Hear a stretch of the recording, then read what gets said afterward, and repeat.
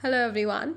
So in this particular video lecture, we're going to explore more about some economic concepts and economic applications in the context of function of several variables.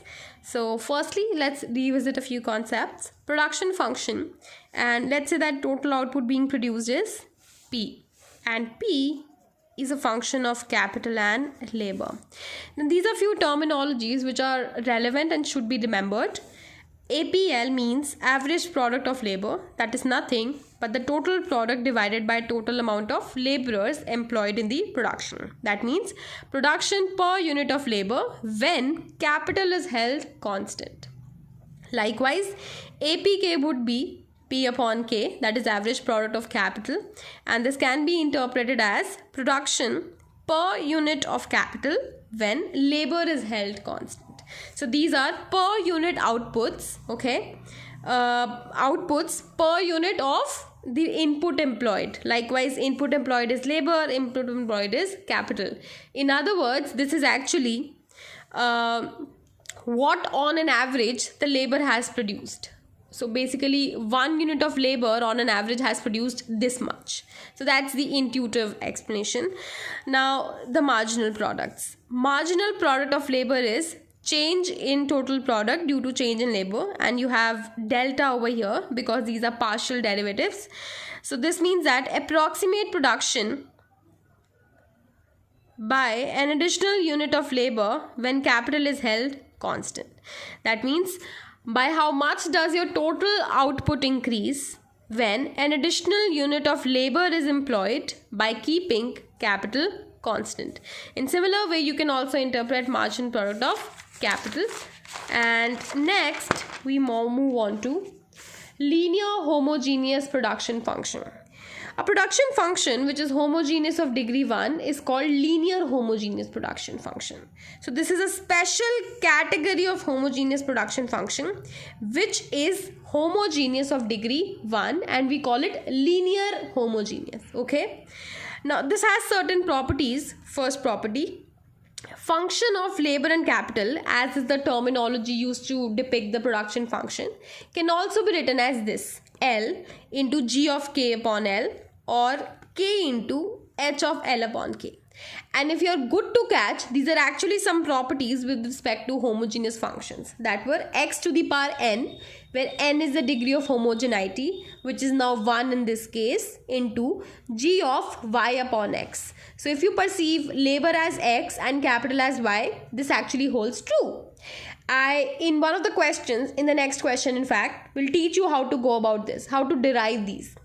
Next property is that averages and marginals of a homogeneous production function of degree 1 are always homogeneous of degree 0. That is, they are always of the form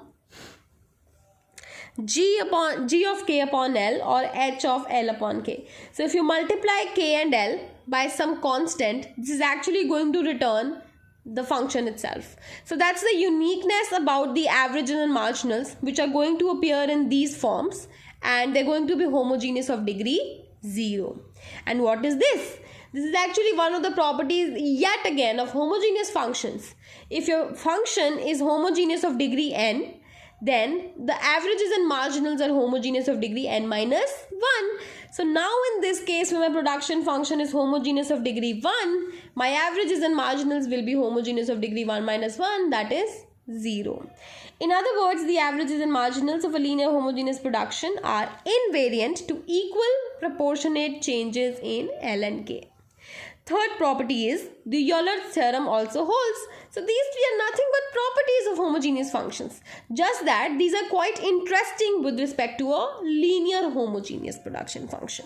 So what is the Euler's theorem? Euler's theorem is, if it was perceived as a function f of xy, you can say that x into del z upon del x plus y into del z upon del y is equal to zk, where k is the degree of homogeneity. Now here your z is total product, that is p.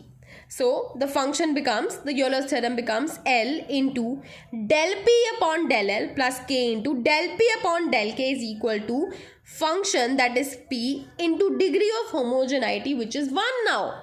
So there's nothing, the interpretation is total output is actually a result of output contributed by laborers plus output contributed by capital input. So that's how Euler's theorem and these two interesting properties highlight how linear homogeneous production function is used so often in economics. Now, if x is equal to f of kl is a linear homogeneous production function, you have to show that average and marginal products of the factors are invariant to equiproportionate changes in the amounts of factors.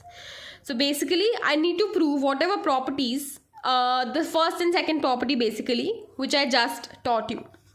If x is a function of capital and labor, I would like you to focus over here. If x is a function of capital and labor, can you multiply and divide this particular side by L? If I do so, L gets multiplied over here into f of k upon L comma L upon L.